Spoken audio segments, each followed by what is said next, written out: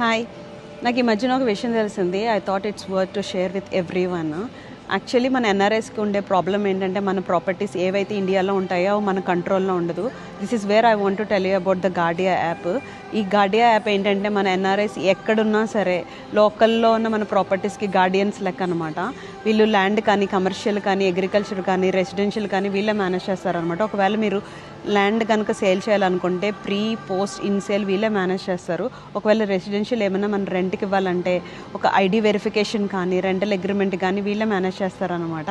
ఒకవేళ మీకు legal services కావాలనుకుంటే వీళ్ళ లీగల్ టీము రిజిస్ట్రేషన్ సపోర్ట్తో సహా చాలా సర్వీసెస్ అయితే ఆ యాప్లో అయితే ఉన్నాయి. అండ్ మీ తరపున గవర్నమెంట్ సర్టిఫైడ్ ల్యాండ్ సర్వీస్ కూడా వాళ్ళే చేపిస్తారు.